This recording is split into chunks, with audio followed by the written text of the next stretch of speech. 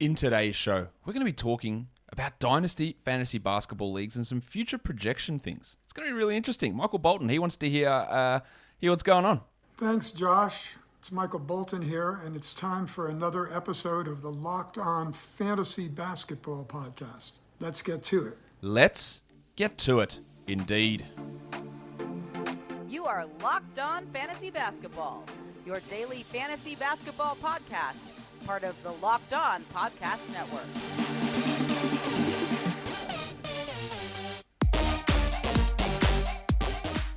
Hello and welcome to the Locked On Fantasy Basketball Podcast, brought to you by Basketball Monster. My name is Josh Lloyd and I am the lead fantasy analyst at basketballmonster.com and at Yahoo Sports Australia. And you can find me on Twitter, as always, at redrock_Beeble and on Instagram at Locked On Fantasy Basketball. We are going to be talking Dynasty today. It's going to be really, really intriguing. And, well, you know what? Let's just get straight into it and talk Dynasty Fantasy Basketball.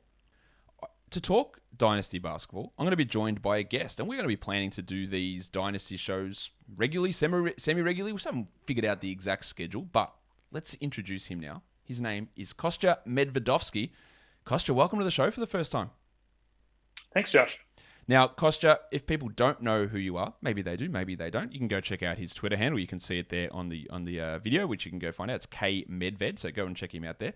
Just explain to people a little bit about what you do in the basketball community. Yeah, so I'm the creator of the DARKO basketball projection system, which is a sort of a box score projection system similar to what exists in baseball with Zips or Steamer or Pacoda. And so what DARKO does is it projects basic box score stats like points, rebounds, threes, three-point shooting, etc., along with a bunch of on-off metrics. And it's updated every day on the website. And the big thing it does that a lot of these other baseball systems don't do is that it updates every day, and it does so in a way that doesn't throw out any data. It remembers every game a player's ever played, but it weighs the more recent games more heavily. So it tries to answer that question of Colin Sexton shot 45% from three in the second half. What should we project him to shoot going forward? So this is a great way to be able to look at guys potentially looking to break out. That's what we're going to do today. We're going to look at, Kostya has done some dynasty projections looking forward to perhaps fantasy rankings in the 2026 season, not including guys who haven't been drafted or rookies or anything like that, and trying to see some interesting players who are pushing up to the top of that list. But in terms of projecting breakouts type things, if I remember correctly, Kostya, when the Brandon Ingram shooting breakout occurred, you were pretty bullish on that being something that was real and being able to stick. Yeah, that's right. So one of the cool things that DARKO is able to do is it's able to look at the interaction between various box score stats. So if a guy, three-point shooting is super noisy, and if a guy shoots really hot from a three by itself, DARKO might be pretty skeptical of that. But with Ingram, what happened was he simultaneously improved his three-point shooting as well as his free throw shooting. And so DARKO saw that and saw these two things are happening at the same time. And it was able to sort of be more credulous of his breakout, that there's something going on with his shooting mechanics. DARKO doesn't know exactly that it's shooting mechanics. It's a stat system, but it believed in the breakout a lot more than it would for a player who just shot hot from three without the improvement in his free throw shooting. Yeah, I've talked about that on this podcast plenty of times, is that if you see someone who has an outlier three-point shooting season, but their free throws are still off, then you have a little bit of skepticism. It's why I have a level of skepticism about someone like Davion Mitchell coming in, who shot, was a terrible three-point shooter, shot 40% last year, but still was I think a 67% free throw shooter in college. So there's a level of skepticism that I have there. I'm not DARKO, but a level of skepticism I have that 40% three-point shooting remains a real number, and he becomes this elite or at least above average three-point shooter when the other numbers haven't necessarily kicked along with it, which is something that I was skeptical of Ingram's as well, but obviously I was wrong with that. And trying to tie those two things together is something that I'm going to be paying more attention to as we move forward, Kostya. All right, so we're going to talk about players here. You've projected out to 2026, so we're talking 5 years in the future here, and you're giving a list of the top fantasy players over that time frame, into that 2026 season, so we're getting 5 years in the future. And there were a few names there that really stood out as players who we think or you think are perhaps being maybe undervalued from a dynasty perspective and who stood out as being ranked a little bit higher on your list. Let's start with the first guy. That's Goose. Anthony Edwards. He came out really, really high in your system. Yeah, so the DARKO system looks at I think 97 different metrics across a player, and it tries to project forward, like who's going to do well going forward. Like you said, this is 2026 rankings, and so with Edwards, the model's really big fan of. First of all, just obviously that he's young, that he was drafted high, so that's obviously a great projector. It also likes that he didn't really miss a lot of games, which especially for a young guy is a pretty good predictor.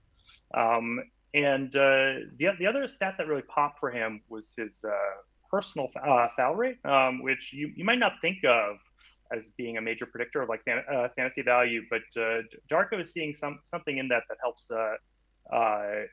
project future growth. It's not a driver of fantasy value by itself, but a pretty low personal foul rate from someone so young. DARKO is seeing like a pretty good indication of maybe this guy sort of knows what he's doing on the court. So we bring you run these projections to see how it comes out, and he came out as 6th. Of course, that's not including this group of rookies or next group of rookies or Victor Wembanyama in 2 years' time. So maybe he pushes down to be like the 10th best player. Or there's Cade Cunningham jumps ahead of him, or Jalen Green jumps into this zone as well. We don't know that at this point, but Edwards to me is already being underrated from a fantasy perspective this year. I was not particularly high on him last year. Everyone would be well aware of that. And he was terrible for the beginning of the season in terms of fantasy production and then blew up as the season went on. I think he's being undervalued a bit this season.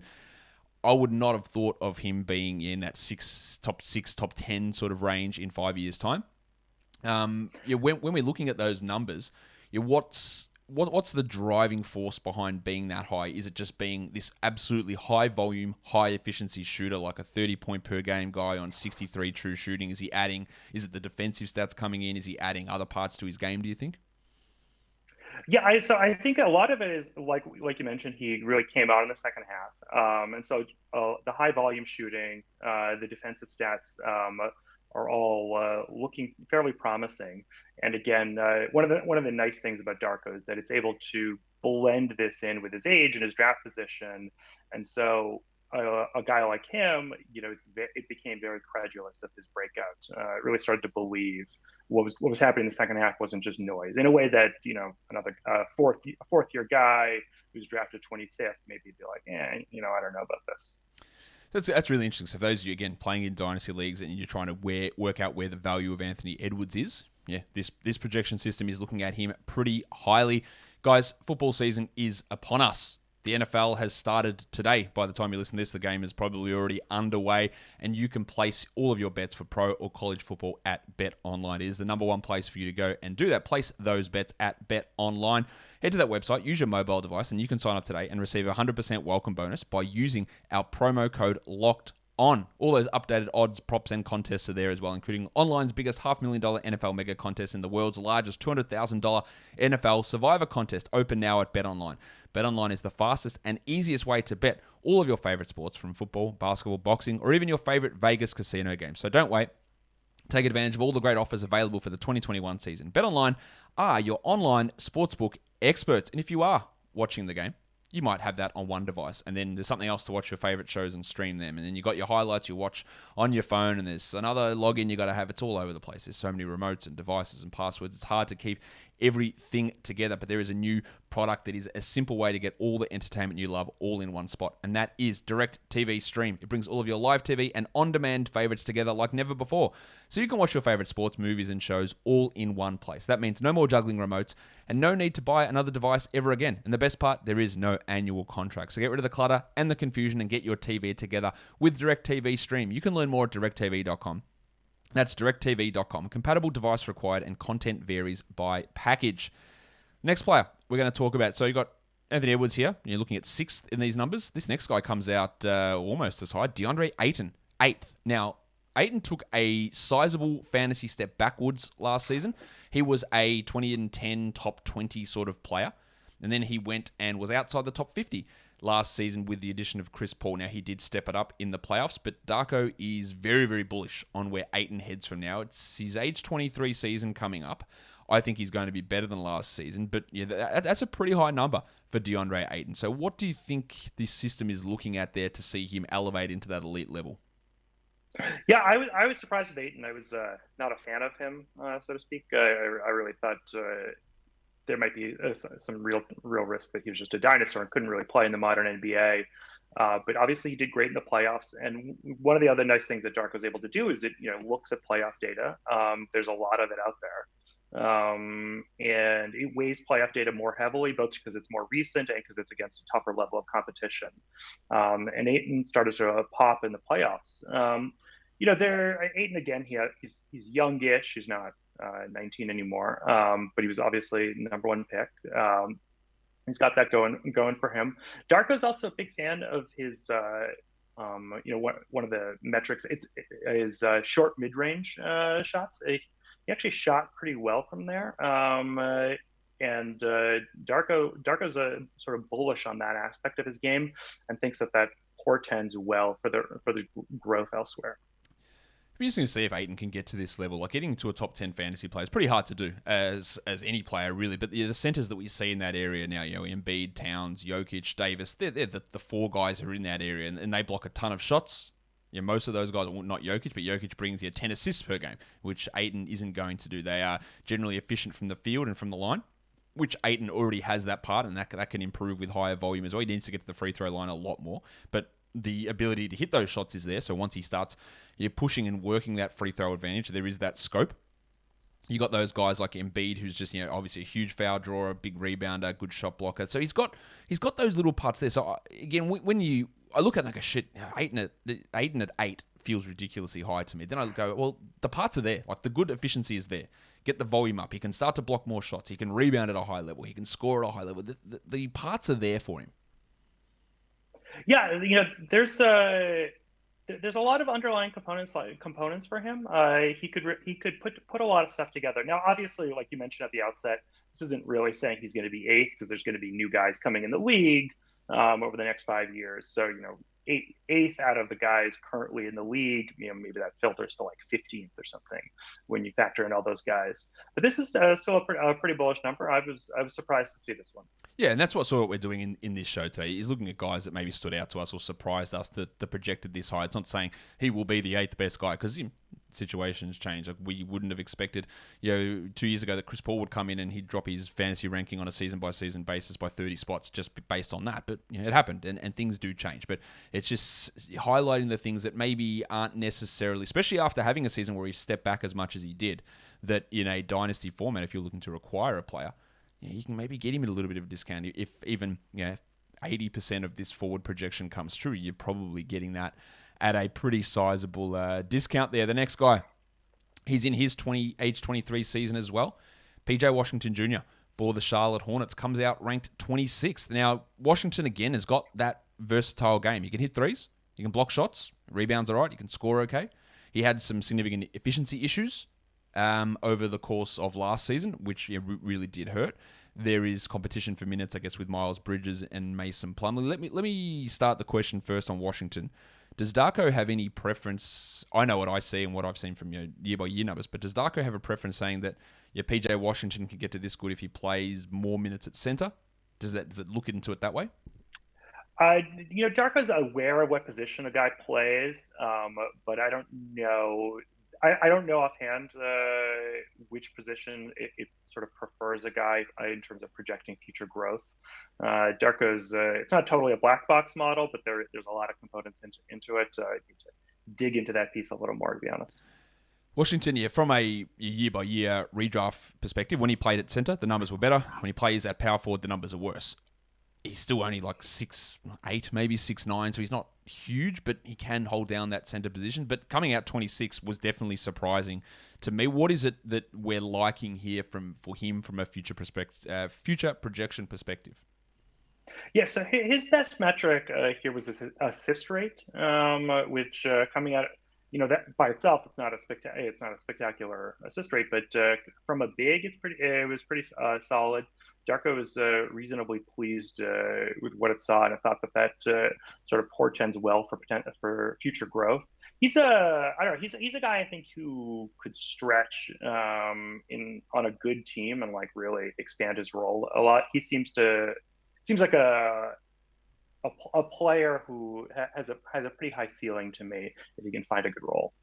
Yeah, I think role is going to be really important for him as well. And the passing is not something I've ever really thought about with PJ Washington. He's a guy that gets defensive stats. He shows the ability to shoot the three and do that at relatively high volume, not necessarily relatively high percentages at this point, but maybe that can come in as well. But yeah, role could be really interesting to see where he goes moving forward. But this one, that was almost the most surprising one to me, to see him at number 26 on this list. The next guy, Isaiah Stewart. Second season, he's age 20. He came in at number 31. Now, I was pretty skeptical of Stewart when he was drafted. I was impressed with him last season. I'm still not 100% convinced that he is a guy that you look at and go, we've got our starting center position absolutely locked down. Under no circumstance are we looking at any other options there. Like, I think he can be a really solid starting center. I didn't view him as maybe a top 5 or a top 10 starting center in the NBA. But it's a pretty bullish projection on Stewart. What is it that, from what we saw from him last season, where he barely started games, he was coming off the bench most of it, role increases as the season went on, but what is the Darko system liking from what it saw from Isaiah Stewart? So the biggest metric for him was his steal rate. And so Darko's, again, it's sort of looking at a lot of these secondary indications just as like what they show about a player's potential growth. Steal rate is famously really predictive of how good a player is in on-court value. And so, just having a pretty good steal rate, especially from a big, can help predict playing time that, a coach is actually going to trust him. It sort of indicates maybe like, he's got a high basketball IQ, or he's going to figure it out. So beyond just his age, that was the biggest thing that Darko was like, oh, this is a pretty good predictor for his future. The other thing with Stewart is I think he has shown the ability to be a serviceable three-point shooter. Not saying he's going to be an 8 threes a game big man, but someone that maybe takes 4 a game, hits 1.5 of those per game, and has at least some level of threat on a pick and pop, or to be able to create some more spacing out there. He's obviously a solid rebounder, pretty good rim protector for his size as well. There are a lot of things that work in his favor from a fantasy perspective. I'd like to see him do a little bit more on court before I just pencil him in as 33 minutes a night, starting center for the next 10 years type of a player. But there are absolutely some positive indicators for him, and that I think he's getting underdrafted this season for redraft leagues, as I've spoken about before. But that is it's a pretty high number in terms of his long-term dynasty production for this Detroit Pistons team. Before we get on to the next couple of go ahead, Kostya. I was just going to say, just to add generally, the further down this list you sort of go, the more you're going to run into this issue of more new guys coming in the league. Yeah. So at the top of the list, it might be only a couple new guys come in the league, but by the time you get to 30th, I wouldn't be surprised if 15 of those guys aren't in the NBA yet. I guess this is part of my thing with talking about Isaiah Stewart, and people have, I think maybe one or two people said, how dare you say that he's not like a core piece on this team for the Pistons? And I go, okay, I just worry about where the actual upside, how high he can go. And this is, he's 31 here. Maybe there's another 20 guys that come in, and maybe he tops out as like a top 40, top 45 fantasy player, which is still really, really solid. But getting to that, where you're a core franchise piece, you probably want to be pushing to be a top 5 center, a top 7 center in the NBA. And I'm not sure he can get to that number. But again, when sites at the moment have got his ADP at like 120, like there's real value in that, not only for this year, but for moving forward. But I wonder if he tops out in 3 or 4 years' time and maintains that solid level of production for 4 or 5 years, but doesn't actually get to that next step. And I think that's sort of where we're looking at with Isaiah Stewart. Kostya, question for you. Do you know how to fix your own car? I do not. Neither do I. That's good.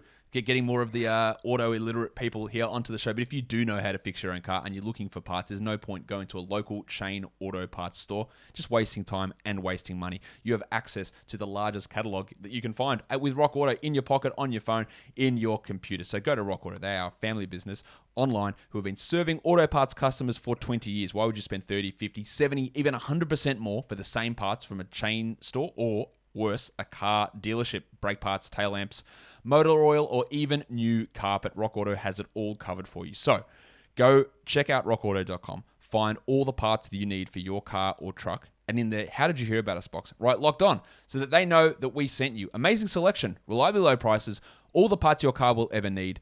rockauto.com.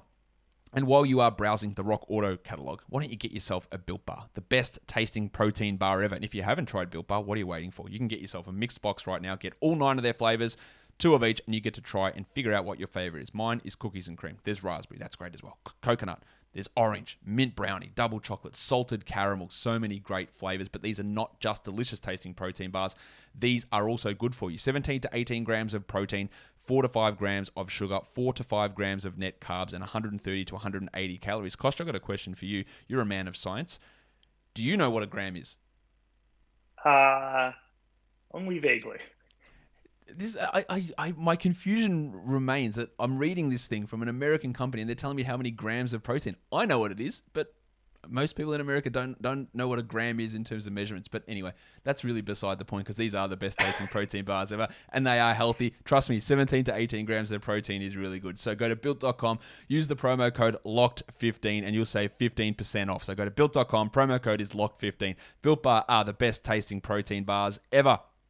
2 more players we're going to cover off on today's show. Kostya, the next guy, Patrick Williams, age 20 season, second year in the NBA. He comes out ranked 35th on DARKO. He is going to be in a situation where he's starting again this year in Chicago.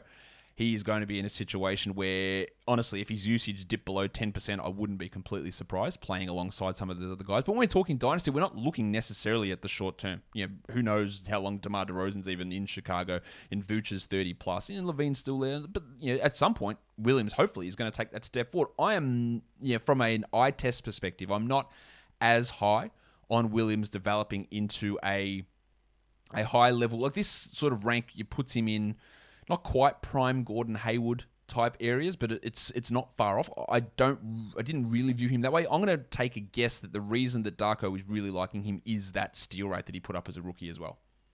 Absolutely. The steal rate combined with just being so young and high draft pick, DARKO's really optimistic just about potential growth. It doesn't really think he was particularly good last year, but I think that there's a lot of growth left just because of that steal rate in particular. We saw him take on a larger offensive load in Summer League. He was really unable to finish at all in terms of 2-point stuff, which is a little bit of a concern, but he did hit his threes last season pretty well, albeit on really small volume. We'd like to see that be able to go up. I think he only attempted 3.9 per game or something like that, something really small. Anyway, in terms of his 3-point attempt rate, but the steal rate was encouraging. He's a guy at Florida State. I think he had a pretty solid block rate as well, which if all that comes together, that translates really well to fantasy. We've seen it. Nerlens Noel, guys like Derek White, players who can put up big steal rates, big block numbers, and then anything else that comes onto that, whether it's assists or threes or scoring, whatever, is a bonus. And you bring those defensive stats, not saying he's averaging 2 steals and a block, but 1.5 steal and 0.9 blocks. Yeah, that's not outrageous. 2 threes a game, 18 points, 20 points, maybe an Otto Porter type of career. Otto Porter was always a high steal rate guy. I think that's the sort of level that I'd be looking at for Williams to get to in those next 5 years or so. Is that the sort of player that you're looking at him to be? Yeah, that sounds about right for him. This isn't part of these rankings, but one of the things DARKO does is it also has sort of an estimate of variance of how much upside the guy has beyond this. And Williams, he didn't really have that sort of like top 15 upside or anything in the system, at least in this part of the model. But it just thinks that he's got a good base to build from at least. So 35th plus those guys coming in the league, maybe you're talking like a 50th, 60th kind of rank guy. The next guy and the last guy we're going to talk about is someone that I'm going to let people try and guess who this is at this point. Someone in last year's preseason. The amount of questions that I got about this guy was insane. People were expecting, oh, well, he's going to get 27 minutes a night. He's going to be this awesome top 70 player. Like, just look what he's doing here in preseason. It's all going to happen for him. And I was trying to preach caution and say, there's a chance this dude doesn't even play every single night. Wonder if you've guessed who it is. If you have, drop it in the comments below. But his name is Talen Horton-Tucker. He plays for Los Angeles Lakers. His numbers look great. He has an issue with shooting at times, but we saw last year he literally wasn't an every night rotation player. He played most nights, but he wasn't. He was like their 10th, 11th man a lot of the time. Now, he's 20. He's played 2 years in the NBA. He's going to turn 21 in, I think, 3 or 4 months' time. He is signed to a pretty sizable contract for a guy of his experience and production so far. But his fantasy profile with his steal rate, block rate, assists, rebounds, scoring, all that stuff is really good. The worry we have with him is shooting, Kostya. But Darko's relatively high on him here. This is an interesting one to me because Darko's got him 49th in 2026. We look at Patrick Williams and we say 49th, we push him back to maybe 60th, 65th, whatever, with other players coming in. I look at Patrick Williams and go, I don't think that Williams can be much higher than that. I look at Horton-Tucker and go, I actually think there is upside for him to be better than this, like significantly better than this if a few things go his way. I think that there is real significantly big upside, even if it doesn't hit until, say, 2024. Yeah, he's one of the guys that Darko had the highest sort of uncertainty bands around. Just obviously, he had a mixed playing time record coming in, so it doesn't have as good a grasp as to who he is.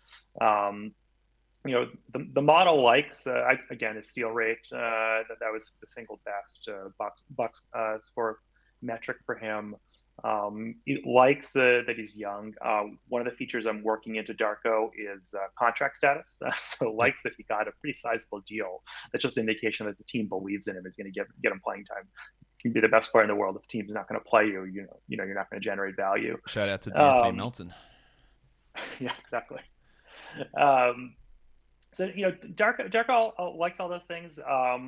He's got some downside there too. Like you said, he's got some shooting woes, and just there's a lot of uncertainty given he doesn't have quite the track record of being an every night guy as some of these other guys. Also, just a relatively low draft spot. He's went 46th, and so Darko's just sees like the track record of those guys. Teams can be a little bit less committed to them at times.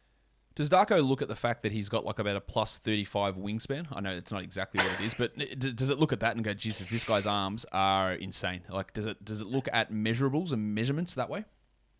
I have height and weight in the model. I don't have combine data. I'm trying to build that in. The issue is getting that data reliably back far enough. I need to go back the whole training set data period. So for now, it just has his height and weight.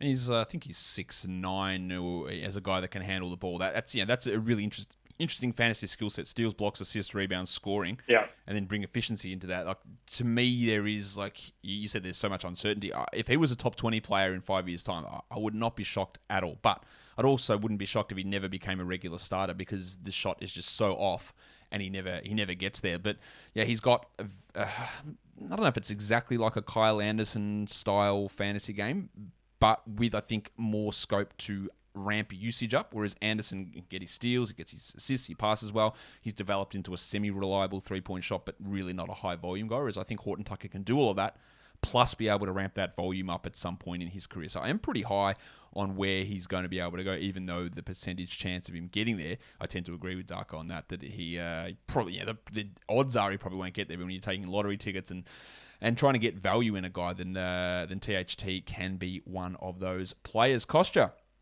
first show done, Dynasty-wise. Thanks for coming on, talking to us through the Darko model. People are going to have lots of questions, I am sure. And if you do have questions for us, drop them in the comments on this video below. You can tweet them at us. I'm at redrock_beerball, Kostya at KMedved.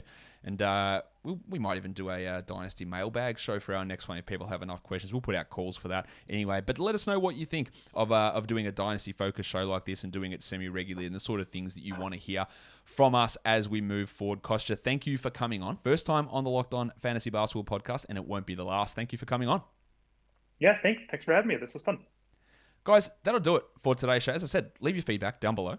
Tell us in the comments what you think. And what sort of stuff you'd want us to do on Dynasty Focus shows moving forward. I'm sure we will do some sort of Dynasty mock draft at some point coming up in the next couple of weeks. But don't forget to follow this podcast, Apple Podcasts, Google Podcasts, Stitcher, Spotify, and on the Odyssey app on YouTube. Thumb it up, comment down below, ring the notification bell. Guys, we are done here. Thank you so much for listening, everyone. See ya.